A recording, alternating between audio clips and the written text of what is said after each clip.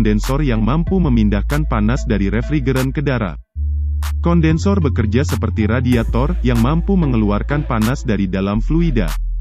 Kondensor tersusun dari dua tangki, pipa-pipa pendingin dan kisi dari logam.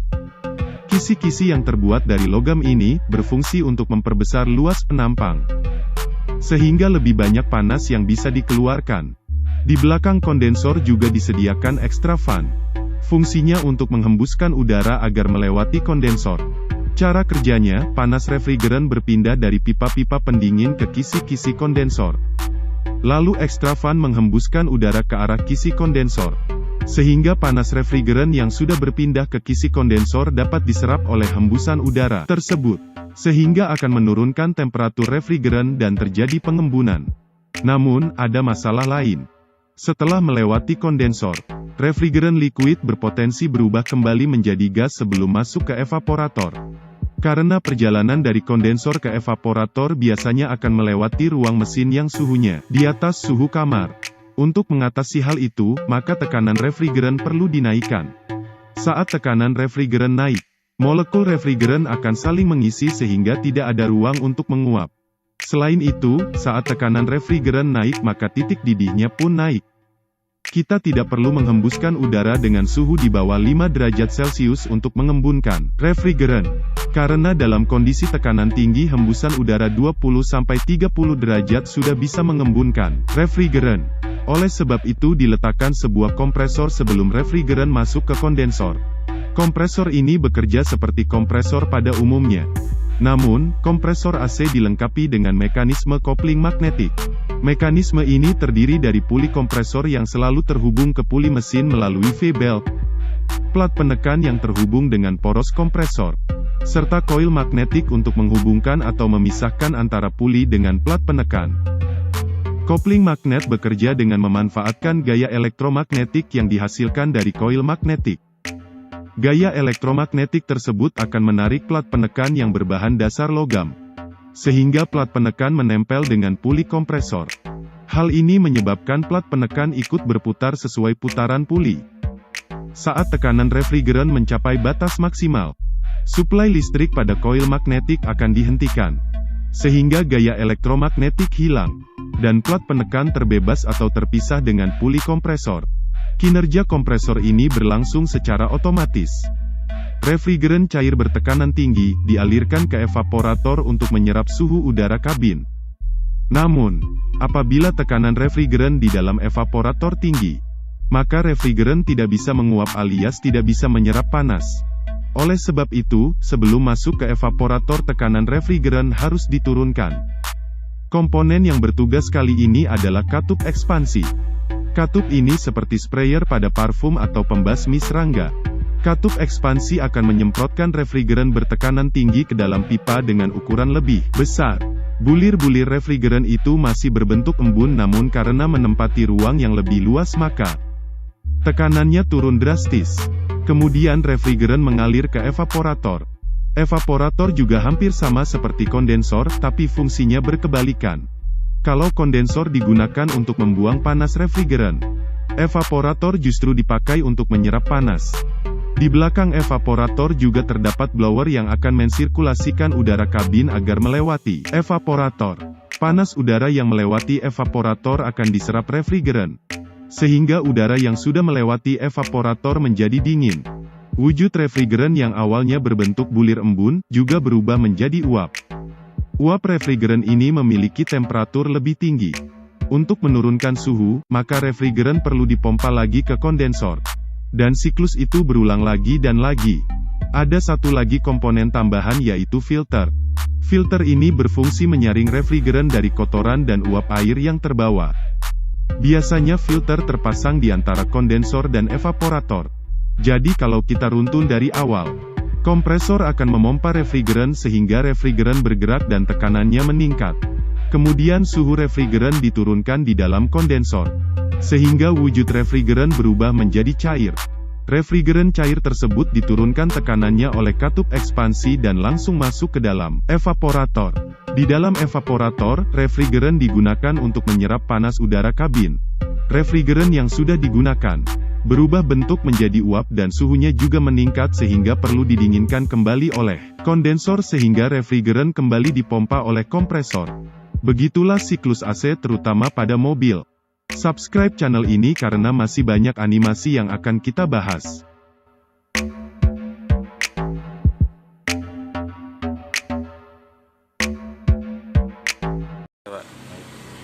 Oke, untuk pembacaan gauge atau manometer itu pertama perhatikan bahwa kita akan menggunakan yang satuannya kilogram per sentimeter persegi.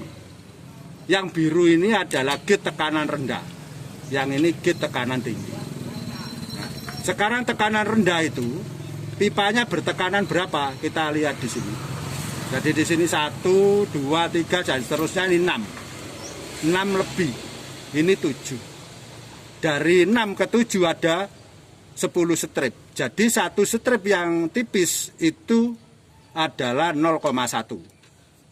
Sehingga sekarang gauge ini terbaca 6,5. Dari mana 6? Dari sini. 0,5-nya berasal dari ini. Kenapa? Karena ini lebih, jadi 6 lebih 5 strip atau 5 skala kecil. Sehingga ini dibaca 6,5. Saya ulangi lagi, 6,5 kilogram per sentimeter persegi.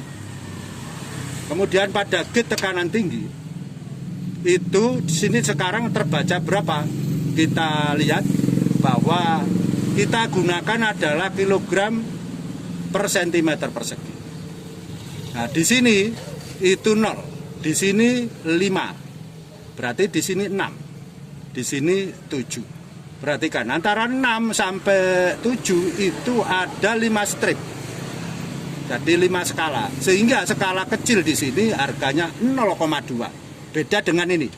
Ini dari 6 ke 7 itu 10 strip. Sehingga harga skala kecil adalah 0,1. Sedangkan di sini harga skala kecil adalah 0,2. Sehingga sekarang ini posisinya sini 6 lebih 1, 2, 3, 4 strip ya, 4 strip atau 3,5 strip itu saya ulangi. Jadi ini 6 lebih 3,5 strip, jadi ini dibaca 6,7 kg per sentimeter persegi. Ini tuh udah low temperatur sama low pressure liquid ya teman-teman. Oke, dia mengalir tuh ke evaporator ya. Nah, setelah tekanan dan temperatur sudah rendah ya, dia mengalir ke evaporator ya. Ini kan udah ngalir nih ke evaporator nih. Nanti dipanaskan oleh ruangan ya, oleh dalam ruangan sehingga terjadi evaporasi. Tadi kan. Oke, welcome back to my channel. Baik lagi di channel saya, channelnya Engineer TV, TV-nya para engineer semua.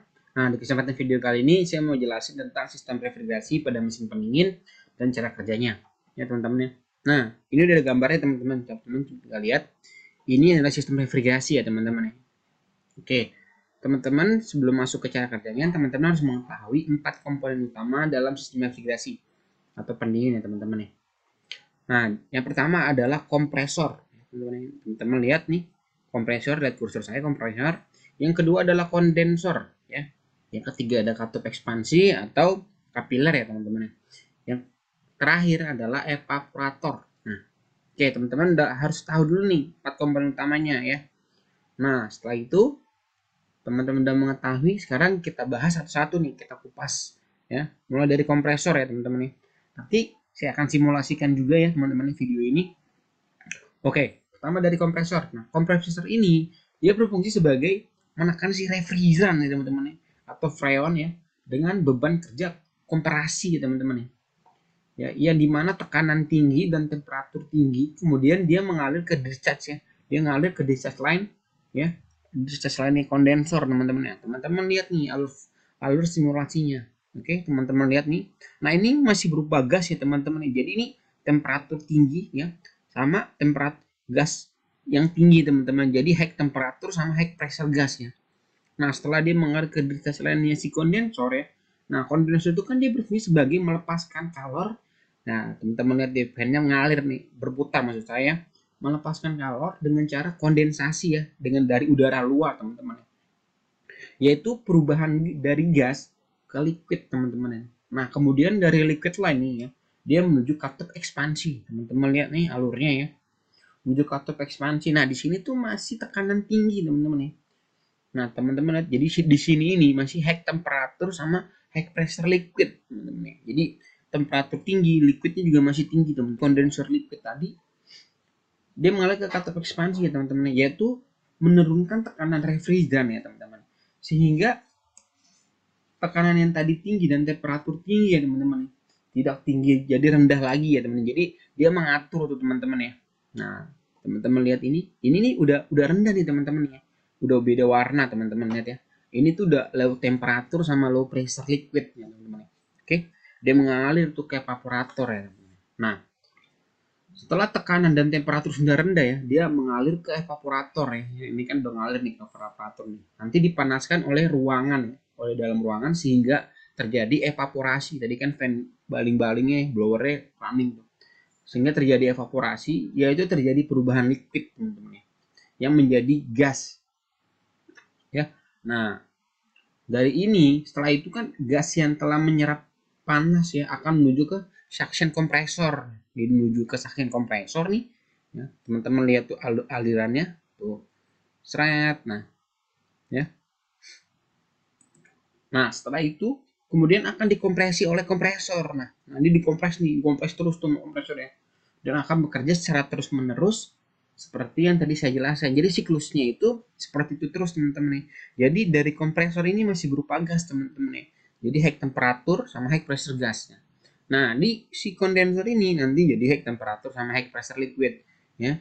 Nah, teman-teman bisa lihat nih gambar di sebelah sini, teman-teman ya. Ini adalah keterangan ya, teman-teman ya. Jadi ada warna merah tua sama merah muda ya, teman-teman. Kemudian di sini yang dari katup ekspansi berupa liquid ya, teman-teman ya. Oke, nah jadi kesimpulannya itu apa sih? Nah kesimpulannya itu si kondensor itu ya, teman-teman, ini kondensor dia melepaskan kalor panas ya, sedangkan si evaporator itu dia menyerap kalor ya. Oke teman-teman, nah kurang lebih seperti itulah teman-teman ya. Jadi saya jelasin secara simpel aja, dan ada ingin pertanyaan teman-teman tinggal tulis di kolom komentar, nanti saya akan jawab. Oke teman-teman, bantu channel ini agar semakin berkembang dengan cara subscribe ya, teman-teman ya, dan bagikan video ini ke teman-teman kalian. Sekian dari video ini, salam engineer.